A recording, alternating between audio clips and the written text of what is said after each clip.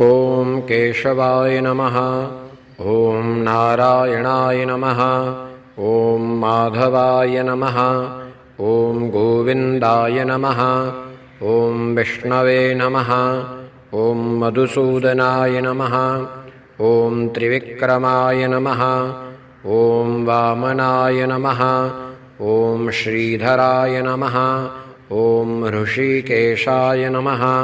ॐ पद्मनाभाय नमः। ॐ दामोदराय नमः।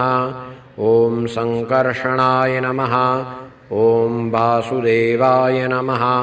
ॐ प्रद्युम्नाय नमः। ॐ अनिरुद्धाय नमः। ॐ पुरुषोत्तमाय नमः। ॐ अधोक्षजाय नमः। ॐ नारसिंहाय नमः। ॐ अच्युताय नमः। ॐ जनार्दनाय नमः।